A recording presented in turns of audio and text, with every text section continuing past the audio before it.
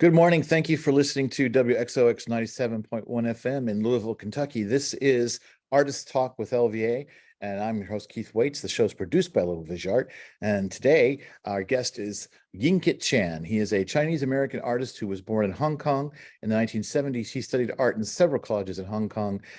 He continued his study in the United States, received his BFA from the University of Oklahoma and MFA from the University of Cincinnati. Between 2003 and 2005, he attended the European Graduate School in Saas-Fee, Switzerland, and Paris, and has taken seminars with some of the world's most visionary thinkers, including the late Jacques Derrida and Jean Baudrillard. Chan has presented his artwork in over 200 exhibitions in the United States, as well as in, I get this list right, Australia, Canada, Ecuador, Germany, Italy, Korea, Japan, England, Hong Kong, Poland, Taiwan, and Portugal. He is currently, and since I think 1984, been professor and director of graduate studies in art and design at the University of Louisville. He may not have had that position since 1984, but he's been at the University of Louisville since 1984. And he's come to talk today because he is about to open an exhibit, a solo show of his work called Not in My Backyard, new work by Ying Kit Chan that will be on view from August 26th through September 24th at Moremen Gallery down on 710 West Main Street in Louisville, Kentucky. Ying Kit, welcome. Thank you, Keith. Good morning. Good morning. So let's start with this exhibit. Now, you sent me some images. I haven't seen them in person. These are digital images, and of course, as always, as good as they are, they're still just a representation of the work in person. And I'll go ahead and say it up front. I say it almost every show. It's never enough to look at digital images. You've got to go and be in the space and look at the work and be present with it. That's incredibly important. You describe for our audience what this work is. What do you want somebody to know before they come into the gallery? This work is a development of my previous work conceptually, but the format and the medium is slightly different for most of the people who are familiar with my work in the last 20 years, because I'm using a lot more color. Right. People question why am I using color now, but actually when 30 years ago I studied with a colorist. And I've been teaching color design at the university for 30 years. So I'm familiar with color, and I have used color for a long time. But since my previous work always deal with the environmental devastation, and then part of the work also deal with the spirituality, I didn't use color as much. But this new body of work involved color, and as inspired by several things. I've been dealing with plastic pollution, and then the bright color is how we associate with the plastic stuff, that plastic ware that we made. They all have very bright color, and the colors stay for a long time too. So the damage the plastic does is exacerbated when it has these dyes in it. Is that true? Well, I don't know. Or the color. Whether the dye actually create that much damage. I think the plastic, release chemicals that can damage the environment as well. I mean, especially when they go down to the streams, and then eventually they are not biodegradable. Yeah, unfortunately, not only that, they break into smaller pieces. It become more of a problem. Yeah. So a lot of this color is related to the plastic color. They're opaque color, very bright color. And at the same time, recently, a lot of people are looking at the new images from the telescope. The newest one is the James Webb. But then even before James Webb, we have a Hubble. and we get to see back in time and space. We get to see what the universe is look like. But I was always amazed that no matter what you see with how you look into the sky, or how, I mean, with the telescope, then Mhm. you see the same color. It's just always this spectrum between, bright orange and bright red. It's You're very right. interesting. It's but for us, if we say a temperature is very hot, we use we use the bright color red or orange, and then Right. the cool color is blue. But in the universe, it's the opposite. So blue is supposed to be the hotter color, and then of course in physics too, if you have the burners in your lab, the blue color is the hot color, and then the red or orange color is a dimming color. Right. So it's very interesting that I got to work with all this color again, and also deal with you know deal with the dislocations of things, uh, the disintegrating, or what was the other word,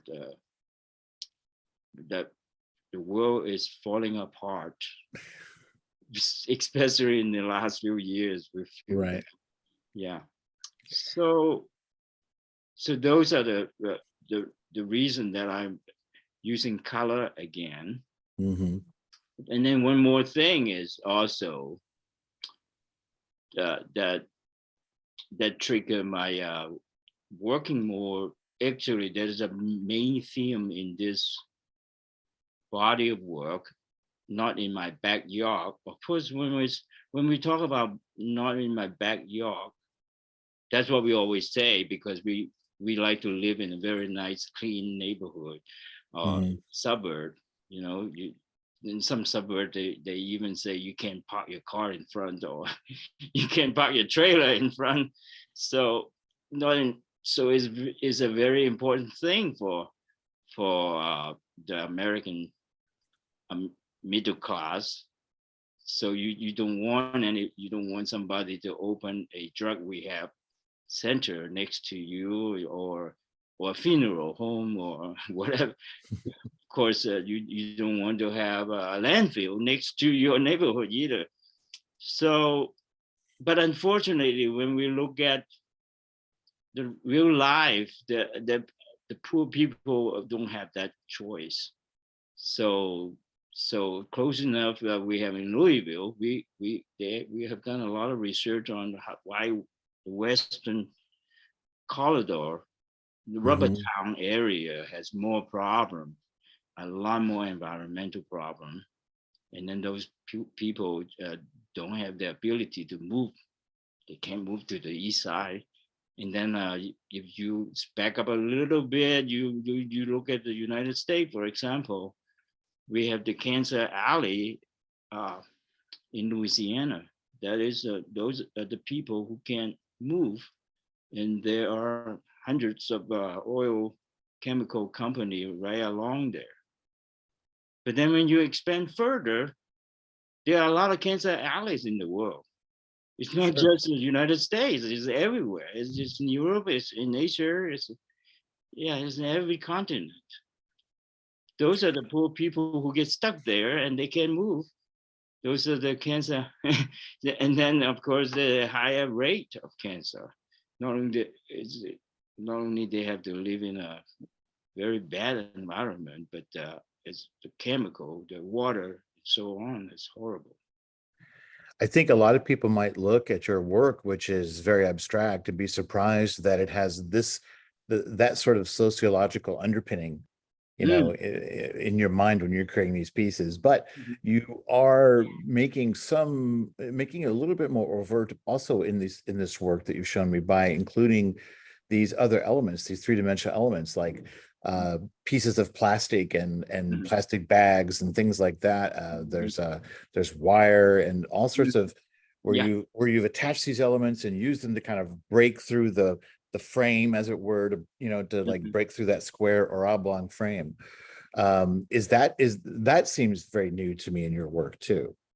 Well, new in a way, but in a way, I'm sort of making a statement. This is a transition from my past work, Hmm. the work that I made in the past, to the current work, because my last body of work was all made out of plastic. That was, and I call it the red alert. I paint them all red, and they're all plastic that I picked up. They're just plastic trash, and they. That's why for this body of work, I want to still bring some of those elements into the painting. You at the first glance they're very colorful painting, but Right. I try very hard not to just beautify the whole problem. You know that's one thing that we talk about. I mean, we talk about in my more advanced classes with the students. So how are you going to make an artistic statement, uh, make a social commentary? Hmm. That's a very hard thing to do, because you don't want to be too didactic. You don't want to have the message to just say, don't do this particular thing, don't do this. I'm for this, I'm against that. Because that become like propaganda. So so there's a hard thing about art, that is where where do you want to uh, state your political or social view, Right. and at the same time, and not making it too strong as a message, or too. That's the thing. I mean, how clear do you want it to be? Right. I mean, you're not a political cartoonist, or Right. something like that, where it's a real upfront, Mhm. unmistakable sort of social or political statement. But I was also, as you're talking, I'm kind of looking here at some of the images too, as and I was noticing like some of them. I mean, it's like in terms of what the arrangement are of color, form, or whatever kind of or shapes, not form, maybe so much. They and I'm looking at digital again. It'll be interesting to see what the impact is to be in the room with them. But I mean, they can be quite pleasing. Sometimes the colors seem to have a deliberate clash to them. But there was one here, and I always hate when people strive to find representational imagery in abstract art. But Mhm. I think our minds tend to search for that sometimes. And I'm looking at one here called Atoll. And Okay. and I'm thinking, well, I think when I look at that, I think you're referencing a very famous iconic image of a nuclear explosion, Yeah. right? Yeah. That was it Bikini Atoll? Is that Yeah. it's Actually. when they were testing in the middle of the 20th century? Yeah. Yeah. Yeah.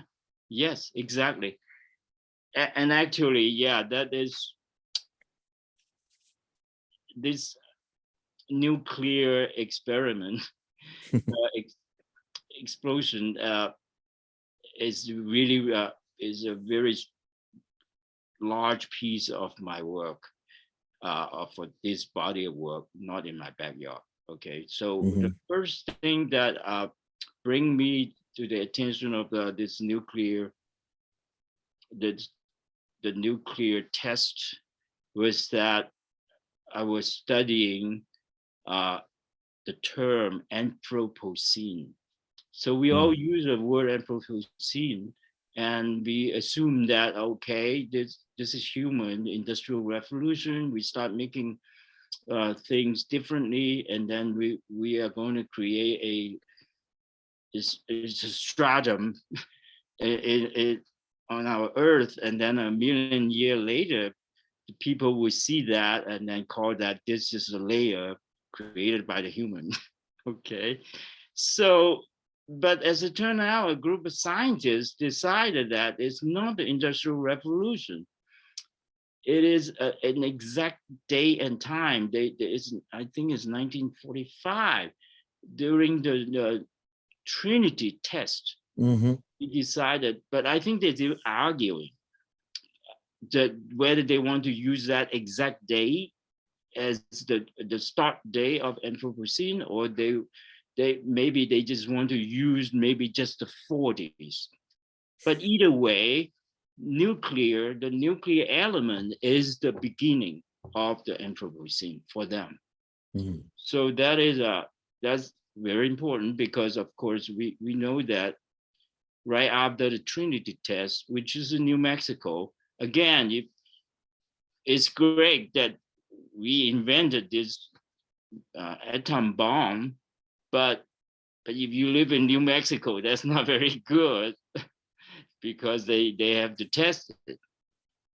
But then after that, we all know, yeah, okay, you have the two bombs drop in Japan, and then the Second World War is over. Again, too bad for the Japanese, Yeah. but that's done. But then in the 50s and the 60s, after that, we decided to do some more experiment. So we decided to go to the Marshall Islands, which is very beautiful South Pacific island, and because I think at that time it became the American territories. Mm-hmm. So they decided to just get some battleship, I think old battleship, and then they drop a bunch of bomb onto it and see what happened. Right. And they did a good job actually recording them. And in fact, they just recently released all the video. They finally unclassified all the video, and you are able to go to YouTube and see all of them. It's very interesting. And that's another one of those orange that come from it. You see a couple of color pictures. Most of them are black and white, Right. but of course they're in the 50s. But then but they have very good recording equipment. So the quality is really good. So you can see every one of them, those mushroom clouds, and then if you see once in a while you see the color one, they are all orange, red and orange and Mm-hmm. and yellow. It's spectacular, yeah, really. But too bad for the people who live there. Right. Too bad for the animal who live there. And actually, too bad for the people that involved too. That the American servicemen actually involved, and then later they get compensation. That you actually you can still get on the website and get if you get cancer, if you participate in that the work over there at that time, if you get cancer, you get $50,000 compensation. Which I don't know. Is that it? Is there any amount that really kind of makes sense? I guess that's And that is, of course, yeah, of course, already supported by some very sympathetic congressmen. They have to fight for a long time. Just right. like the most recent thing that we have we have a movie star come out and Yeah, John Stewart for Jon Stewart, yeah. So finally get some compensation for the soldiers. Yeah, right, yeah, right, for the burning of the ash. Yeah. right, So unfortunately, that is so that's not in the backyard. That is not definitely not our backyard. right. It's somebody's backyard, but it's fun to put them some bombs there and see what happens. So that is yeah, and is an environmental hazard. Yeah, we all know that. Yeah.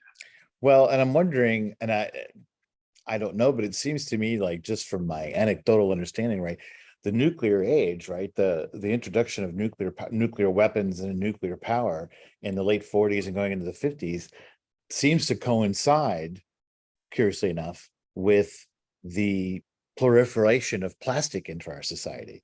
Like, right, seems like in the 50s and then going into the 60s particularly, suddenly everything's plastic. You can seal it up, it can last for, it's no, instead of cans, instead of boxes, everything becomes plastic packaging, plastic everywhere. um So it's like sort of pointing at the middle of the 20th century as, again, like you say, the beginning of the Anthropocene age, when we basically started destroying ourselves. Yeah, that's a it's a good invention. Is a plastic is a very good material, but we just have not thought through how to deal with the end of it. I mean, Right, they're very good at producing it and they're very good at using it, but they don't know how to deal with it at the end. I guess right. nuclear is the same thing too. Yeah. Yeah, I think so. I think so. Um, so do you ever think about, when you talk about the plastic, of course, these are also, we've talked about these different elements you introduced, but they're also the primary medium is acrylic, which is, arguably like a plastic based paint, Yeah. right? Yeah. Is that something you think about or you're aware of? Or like, is there a choice to do acrylic as opposed to doing oil or anything else? Because that's actually becomes a part of the statement. Yeah. Yeah. I'm using plastic myself. I mean, I cannot say I don't use Oh, plastic. and nobody can. I don't. Yeah, and Yeah. for a long time, I paint on Tyvek, and that of course is a product of Yeah. a chemical product. So I don't think we can, as an individual. I mean, I do know some people. I mean, who trying to live off the grid, and then you don't have to use any energy, or you just walk. You don't use any electrical equipment. Yeah, yeah, that kind of things. But I don't think I can say that I'm 100% environmental with no footprint at all. So yes, I'm definitely using acrylic, and acrylic is a chemical byproduct, is a synthetic. So we definitely still have to use the plasticware. Right. I don't know how, but the problem is that's another problem. Actually, I learned it from the young activists, very young activists that 15 years old, 16 years old. They travel the world and tell the world how we save the environment. They say don't put the guilt on the people and tell them not recycling enough. Put the guilt back to the government and the producer of this stuff, and they need to Industry. regulate it. Yes, the industry and the government, because you will never be able to save the world if you don't use one plastic bag. Right. Because, I but then they put the guilt on you though, and then as if that would be okay, it's all your fault now since you didn't recycle that plastic cup. right. That's a convenient way to go about it. And certainly we all became culpable. We all embraced all that technology and were raised that way since then. But and I think the idea, I agree with you, but I think probably the idea there was consumers can drive industry to change if you simply stop doing a thing. Like if we stop buying things in plastic packaging and only buy things that are in like recycled paper packaging, we will force industry to change. I don't think that's happened. That's a nice idea, but I don't think that's happened very much. But I was listening to somebody talking about the climate change crisis on the radio a few weeks ago. This is a fellow in Great Britain. They were talking because they were in the middle of their record-breaking heat wave. And he said the problem is that we keep concentrating on micro solutions, and this is a macro problem. He said this is the most macro problem that we face as a species. And while it's great for everybody to reduce their consumption, that's not going to make a difference in the glaciers melting and the water rising and all of these things that are happening. And it's about that we have suffered from around the world. It's easy for us to point fingers at American leadership, but that leadership around the world has just not tried to cope with this. So it's just a failure of governmental and business industry leadership. Yeah, is it, you can see how we the it's much cheaper for the industry to produce more plastic than Mhm. recycling the plastic. They it they like to produce more. So that's, and then they, of course, they like to make more money. And of course, our political system is that they are the political contributors, Yeah. they're the donors. So it's very hard. It's yeah, you can see the recent President Biden try to go to Saudi Arabia, try to ask them to produce more oil, and they're the one as an environmental president. So it's very interesting that, and they are the one who say, well, we can't, we can't produce anymore. That's the best I can do. So that's very interesting. Yeah. And Well, then, well, go ahead. well, and then at the same time, we also try to make our own refiner, the oil people to produce more oil, but they say they're not going to produce more. So they like to keep the price high. They can make more money that way.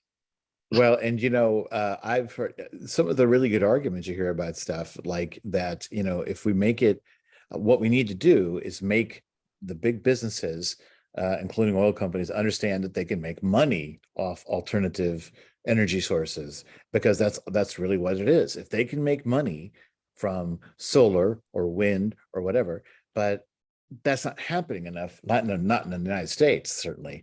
Um, and it almost seems like they're trying to squeeze every bit of profit out of uh, oil and even coal still, which is kind of run out, as much as they can before they turn to these alternative energies. Which at the end of the day, if you can make money, make money. Why not go ahead and make money the other way? Because once you turn to solar and wind, hopefully that's somewhat inexhaustible. But it's Mhm. not, but it is exhaustible if we continue to poison the planet with carbon emission oil sources, right? But Right. it's interesting because this we talk to artists, and you're an artist, and here our conversation has been almost about anything but art. But and it's a great conversation, and it is still about your work. But I'm wondering, so I want to turn a little bit to your experience as a teacher. So you referred a couple of times to talking about these things with your students. So do you think, uh, as a professor in a university program, with both undergrad and graduate studies, do you spend as much time talking about these kinds of issues with your students, and what the relationship of art is to these kinds of things and how it can be meaningful? Do you spend more time doing that than you do talking about foundational and theory and like, practical art skills? Or is it about half and Yeah, half? we do that. Yeah, we combine both practice and theory. Hmm. Um, of course, we have different levels with just of classes. At the foundations level, we do teach how you can make the best composition, how do you mix color, uh, or, or how do you use certain material. Every class have different medium, and then of course you want to master the medium as well. But after a certain point, you Have a good begin weekend. to Okay. I Yeah. got some stuff loaded out here. you begin to talk about what is the purpose of art, because more and more the artists actually, when I go to the artist gathering, and then when we have, say for example, 30 different artists, and they each talk about what kind of art they're doing, now more and more where I see they call themselves environmental artists. So it's like 60 or 70%, because we all Hmm. realize that the environment is the issues. Because you can also talk about other issues like political issues, but it's more controversial. But the environment is not as controversial. We all living on the same planet. We know we want it to be better, but it's very frustrating. It's getting worse. It's getting worse and worse. Well, I'm not sure I entirely agree with you that it's not controversial, and I think that's what's sad is that it shouldn't be. There's absolutely no question, like because it's a matter of survival. Mhm, But we are the one species that makes a practice out of killing ourselves. So, mhm, mhm. we have a suicide problem, and I can't think of another species on the planet. And I'm not a scientist or a naturalist or whatever, but I can't think of another species that has a problem with suicide. And so but that's the pessimist in me, right? That we're very good at destroying ourselves. Mhm. Um, That's so that's what's so sad about. I understand a lot of political issues being controversial, and we have different sides, but mhm, I don't understand how somebody can argue against trying to protect the planet and our mhm, environment that because we cannot survive without it, mhm, but yet they do. Um, but I also, when you're talking about environmental scientists, and there's also a lot of sort of a social science, mhm, social practice now, which I mhm. guess often probably is environmentally themed, but a lot of people are using art and their practice as an artist in relationship to social issues and homelessness and Oh yeah, um, yeah, um, obviously, diversity and equity and and all these other kinds of problems that we've certainly, seen firsthand in Louisville. yeah. So it's interesting. It seems like it's difficult just to not to make this sound so pejorative, but to simply be an artist, Mm. and just like create art just for the sake of beauty or whatever. Like is it becoming more and more difficult to do that? Is the world become so intrusive through necessity in the art practice? Well, actually, yeah, you asked me earlier as how do I teach, especially the more advanced students. Hmm. So the way I try to do is trying to clarify all these different way to make art, different genre. Uh, for example, you can start with realism, uh, learn how to draw a certain thing realistically. You can draw Hmm. portrait, and the traditional academy will be drawing the nude. You can draw landscape, you can draw anything, and that is a basic skill too to able to render the whatever subject you're looking at. So that's a beginning. Yeah. And then you have formalism. So formalism, which means that the form is everything. So you have the abstract form or you have figurative form, but the form is considered as the most important thing. So when you walk into a room and see that painting, and you're stunned by that form, so that is formalism. You can do that. That is just the that is what you see is what you get. That's art. That's it. Hmm. But then of course you have artists that who want to, want to say a little bit more. Uh, you want to critique, the society, Hmm. especially like you say, we're killing each other. That's because we all very selfish. We are, the human species is very selfish because in order to survive, you have to kill the other people.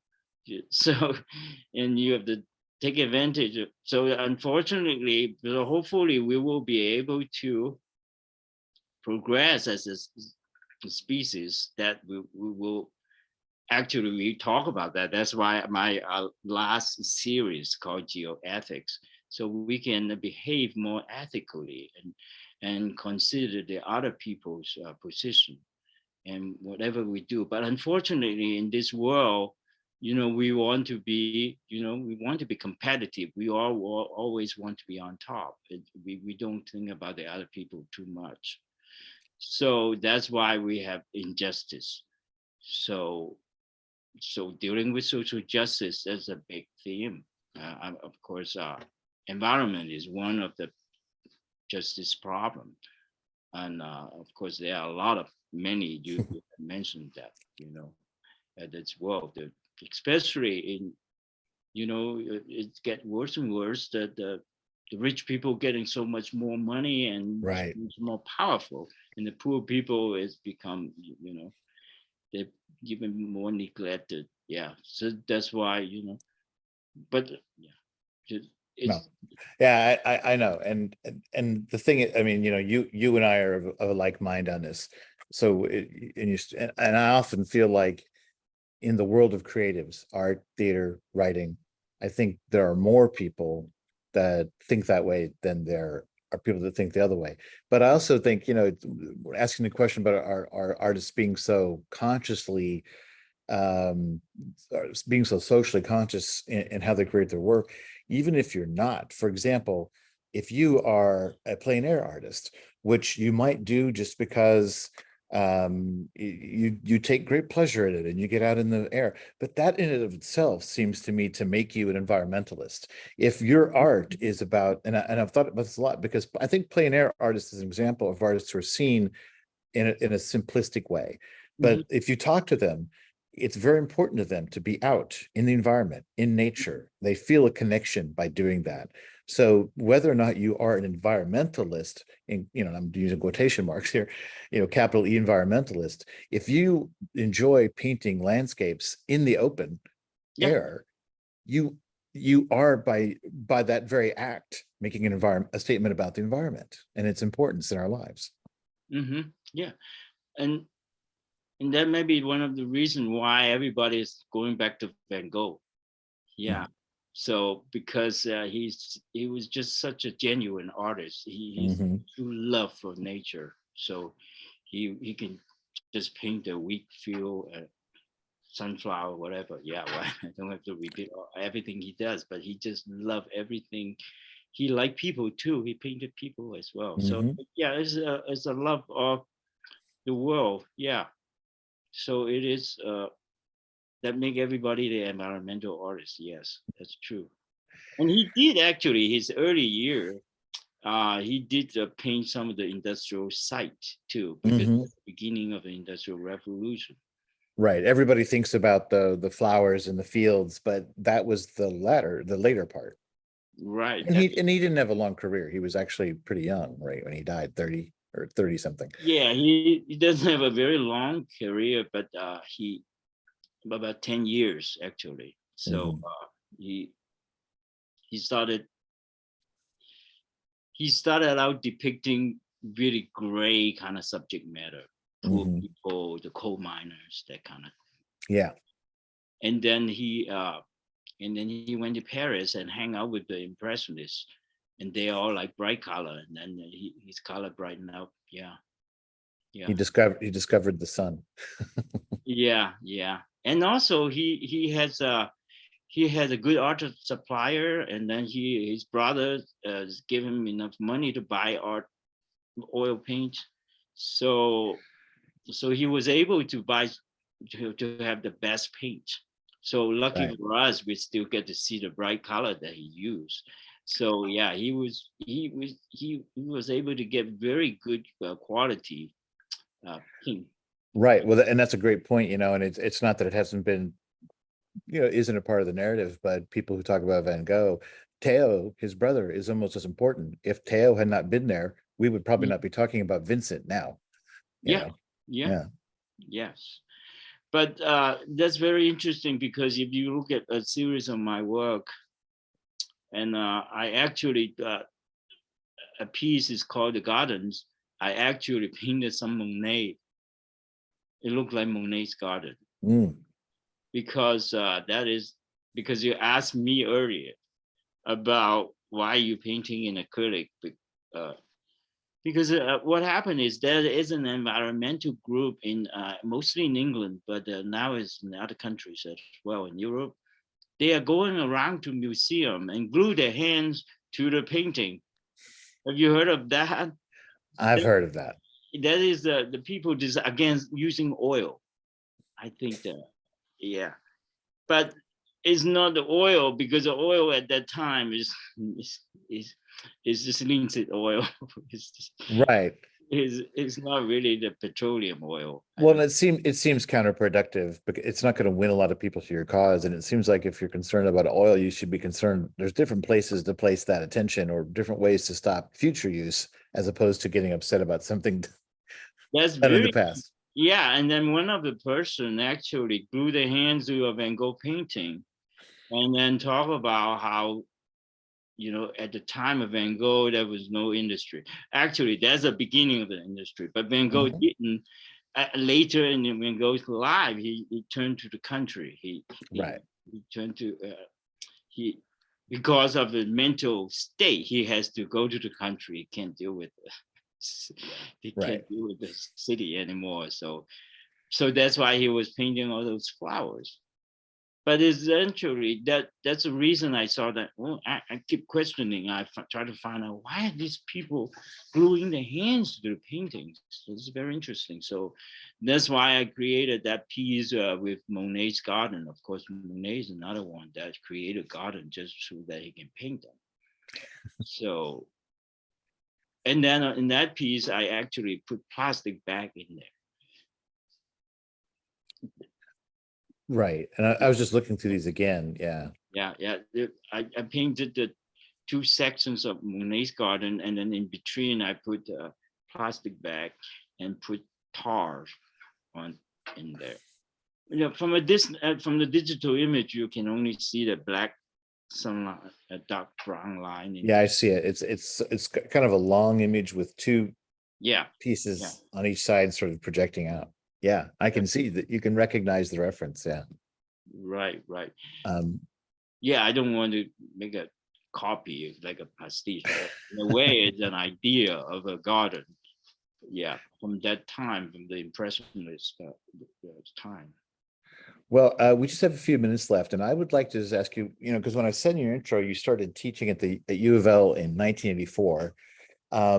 So you've been teaching for 39 years. Your 4th anniversary is next year. I hope somebody at Hyde Institute's going to throw you a big party, because that's quite a milestone. Um, how would you answer this question? What has changed about teaching art in 40 years of teaching art?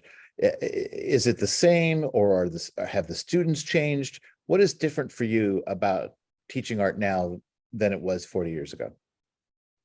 Well, a lot of change, yeah, because the art has changed. Because I'm just talking about just art, Mm-hmm. because we also have graphic design and interior design that's a more practical applied art. I'm just talking about fine arts and visual arts. Right. You can see there is a gradual paradigm shift, because of course in the 50s and the 60s it was first dominated by the Picasso style. Picasso don't everybody try to paint like Picasso, and then you have Right. abstract expressionism, and then you have you can look at the art history and you understand that, and then you have pop art, you have Andy Warhol and all of those. So like we talk about, we gradually start thinking that maybe we can make art that is more about critiquing the society, worrying about the problems a little bit, rather than just create another original painting Mm-hmm. that is so big and bright, or making art as just for decoration. So there's I guess that begin in the 60s, and you have artists that are doing work that are more conceptual, and then some artists that want to do more socially engaged, Mm-hmm. and then gradually it's spread further to the more and more artists.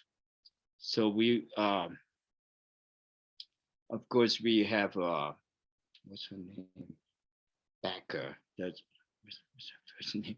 So, so that what happened is that we're considering the artist is not just making image, not just a crass person, but rather the artists are the intellectual, the public intellectual. You can actually critique, but then the society. But then the problem is, we talked about that before. The artists are really, they're not the expert in political science or in sociology. I mean, they can critique, they can just say things with their art.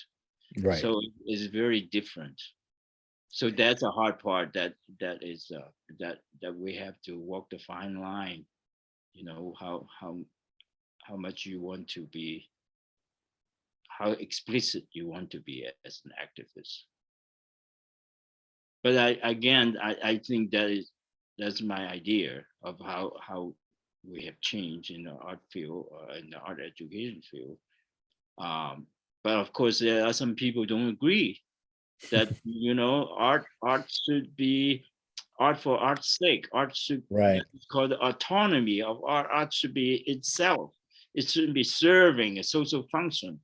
So yeah, but that will be up to them actually. Right. Well, I'm going to end it there, Ying Kit. I feel like because I have other things I'd want to say. I feel like we could keep going for another hour, which means this was great. I appreciate so much you taking the time. So, you know, we've been talking, just to say it again and make sure you got it. We've been talking to Ying Kit Chan, his exhibit, Not in My Backyard. His latest work will be opening on August 26th at Moremen Gallery and be on exhibit through September 24th. And I haven't seen it confirmed yet, but I'm guessing, is there a reception August 26th? Is there an artist reception? Okay. 5 to 8. Okay, cool. So, you know, so if you found Ying Kit fascinating today, or even if you didn't, you can come meet him in person, 5 to 8 on August 26th at Moremen Gallery, 710 West Main Street here in Louisville, Kentucky. Ying Kit, thank you so much. Thank you.